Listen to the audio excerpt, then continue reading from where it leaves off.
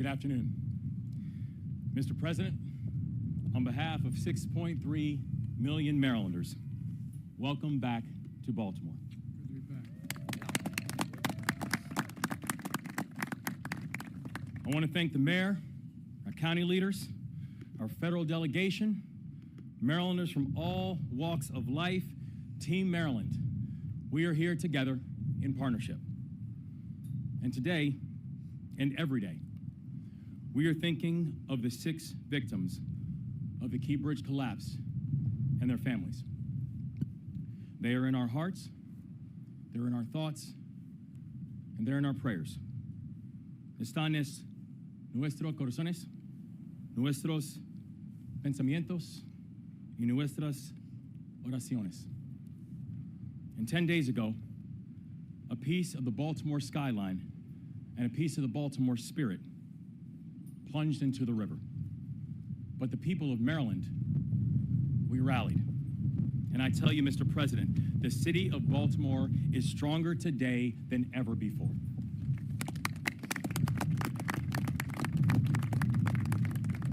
But our strength is not preordained.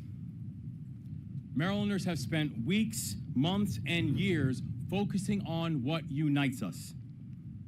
Baltimore came together to improve public safety, and last year, we brought down homicides to the lowest rates that they have been in almost a decade. Baltimore came together to drive growth, and this year, we have one of the fastest growing economies in the nation. The hardworking people of Baltimore have been training for this moment, even if we didn't know it. Our unions, our first responders, our government leaders, our village elders, our business community, all of us have forged uncommon bonds, and partnership is what we do here. And partnership will help us to rebuild the bridge and win this moment. Today, we launch a new partnership with leaders in the public and the private sectors. It is called the Maryland Tough, Baltimore Strong Alliance. The alliance is made up of leaders who are doubling down on their commitment to the city and their commitment to this state.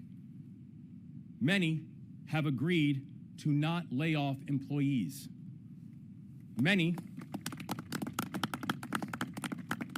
have agreed to return to Baltimore even if they need to move somewhere else temporarily. And all have agreed to help us build a better future. Foundations, businesses, sports teams, community champions have committed a combined $15 million thus far to support our workers and our neighbors in this moment. The alliance is over 50 members strong, and we are only getting stronger.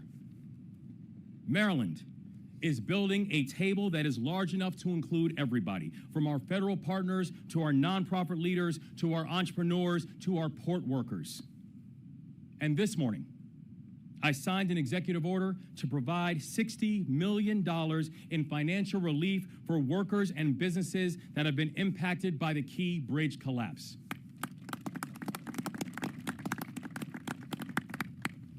Now, I know our state's largest city is being tested right now, but Baltimore has been tested before. We get knocked down, we stand back up, and we dust ourselves off, and we move forward. That is what we do. And the people of Maryland are grateful to have a full partner in this work like President Biden.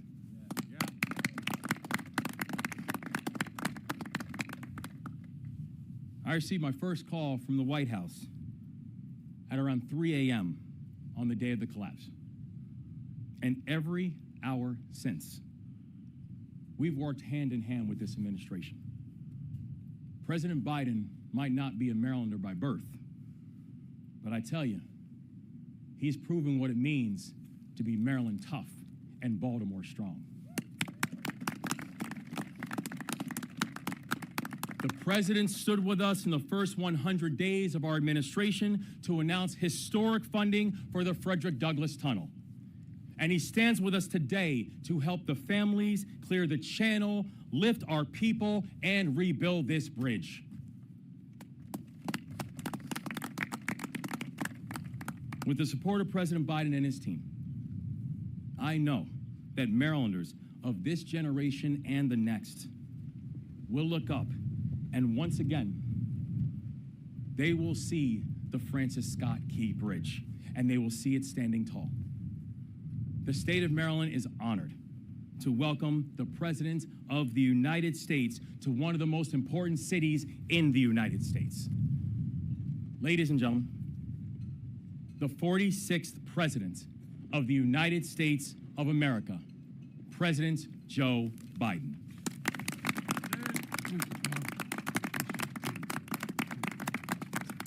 Thank you, thank you, thank you. Please, please, thank you.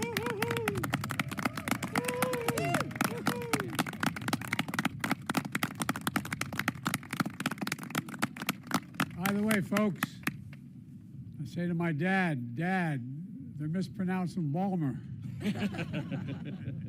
My dad and the Biden, please sit down. The Biden family goes all the way back to being watermen in this bay for a long, long time, back in the mid-1800s. And my father was born and raised here in Baltimore. And there's a strong, strong connection. Still have family in the region as well. Governor Moore, Senator Cardin, Senator Van Hollen, Congressman Fumey, Mayor Scott, County Executive Johnny O. I like that. Johnny O, ho, ho. To all the military members and first responders, and most importantly, the people of Maryland, I'm here to say your nation has your back, and I mean it. Your nation has your back. And you've got, without exaggeration, one of the finest delegations in the Congress of any state in the Union. Amen. And they know how to get things done, and we're going to get this paid for, aren't we? Yes. Yes. All right. I was just briefed by the Unified Command about the ongoing impact of this tragic collapse of the Francis Scott Key Bridge last Tuesday. The damage is devastating, and our hearts are still breaking. Eight construction workers went into the water when the bridge fell. 6 lost their lives. Most were immigrants, but all were Marylanders. Hard-working, strong, and selfless. After pulling a night shift fixing potholes, they were on a break when the ship struck. Just seconds before, one of the men, named Carlos, who was only 24, left a message for his girlfriend. Here's what it said. "We just poured cement. We're waiting for it to dry," he said. Well, to all the families and loved ones who are grieving, I've come here to grieve with you. We all are. It's not the same, but I know a little bit about what it's like to lose a piece of your soul, to get that phone call in the middle of the night to say family members are gone. I've been there. It's feeling like having a black hole in your chest, like you're being sucked in, unable to breathe. The anger, the pain, the depth of the loss is so profound. And we know it's hard to believe, and you're probably not going to believe me, but I can tell you now from personal experience, the day is going to come when the memory of your loved one as you walk by that park or the church or something that you shared together is going to bring a smile to your lips before it brings a tear to your eye.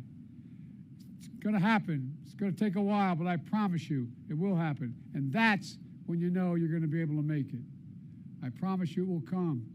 Our prayers for you is that time comes sooner rather than later, but it will come. We'll also never forget the contributions these men made to this city. We're going to keep working hard to recover each of them. And you know, my vow is that we will not rest, as Carlos said, until the cement has dried on the entirety of a new bridge. A new bridge.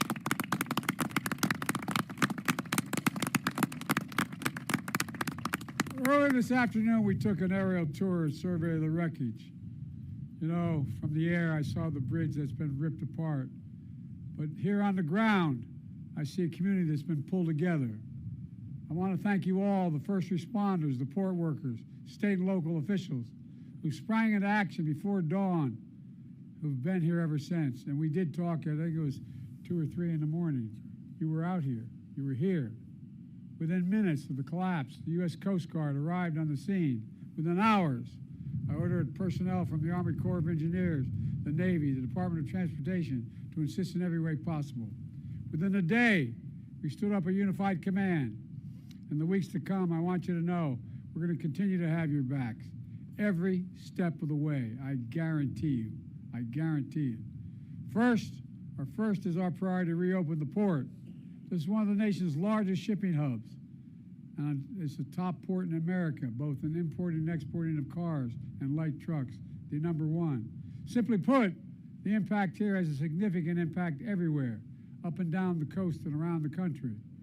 Thousands of tons of mangled steel remain lodged in the water, blocking ships from moving in and out of the harbor. I've directed the Coast Guard, the Navy, and the Army Corps of Engineers, who are, by the way, the finest engineers in the world, and the state officials to work together to help remove this steel as quickly as possible and as safely as possible. So far, our team has been able to clear 2 small channels for essential ships, helping clear the wreckage. And yesterday, the Army Corps announced that by the end of April, they'll be able to open the 3rd channel for some commercial traffic, including car carriers. And by the end of May, we'll open the full channel, the full channel.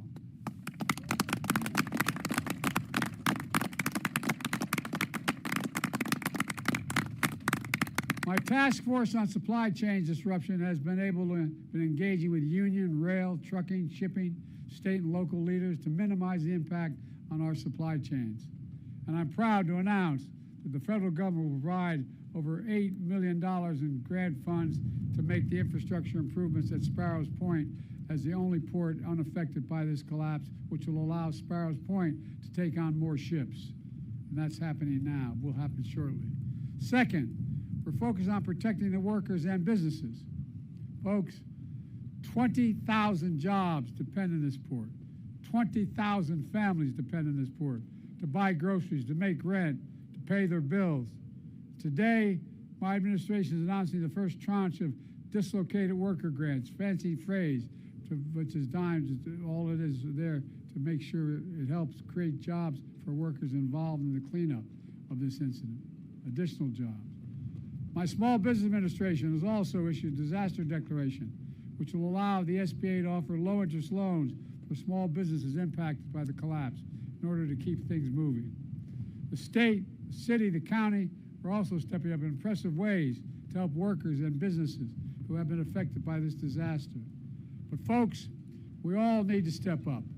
Amazon, Home Depot, Domino Sugar, and many other companies all rely on this port. And they have committed to keep workers and payrolls on their businesses in Baltimore and move as quickly and clearly as possible to change the channel. I'm calling on every company at and around the port to do the same thing, the same exact thing, commit to stay. And the customers who use this port, we're coming back. We're coming back soon. Folks, finally, we're going to move heaven and earth to rebuild this bridge as rapidly as humanly possible. And we're going to do so with union labor and American steel. For a simple reason, they're the best workers in the world, and that's not hyperbole. Every day, over 30,000 vehicles traveled across this bridge. And I was one of those people. I commuted every day from Delaware for 36 years to Washington, D.C., back and forth, and about 1/4 of that time by automobile. I've been to every part of this port. Folks, we now face a question no American should ever have to ask. How will I get to work? How will I go to school? How will I get to a hospital? Response, everyone, including Congress, should be asking only one question, and they're going to be asked the question by your delegation. How can we help? How can we solve that problem? My administration is committed, absolutely committed, to ensuring that the parties responsible for this tragedy pay to repair the damage and be held accountable to the fullest extent the law will allow. But I also want to be clear. We will support Maryland and Baltimore every step of the way to help you rebuild and maintain all the business and commerce that's here now. As the governor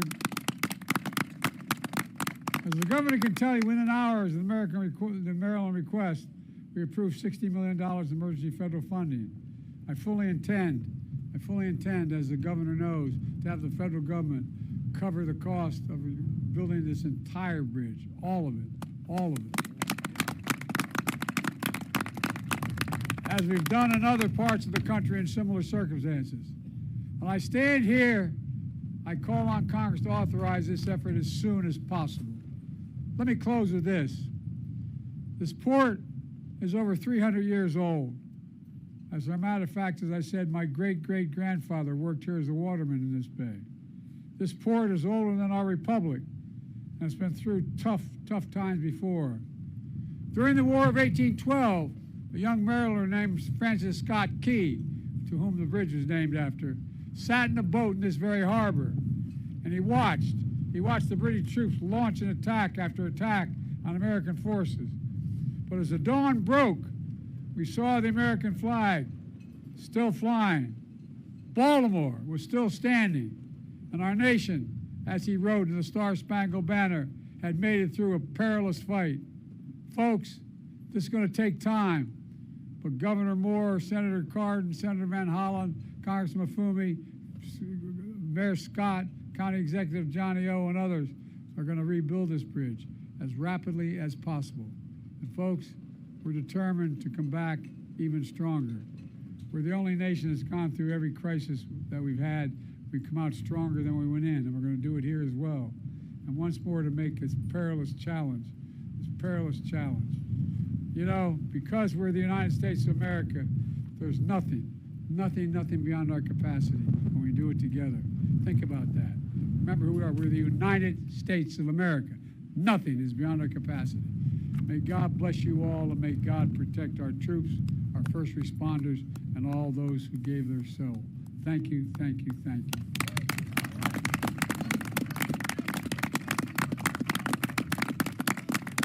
Go this way.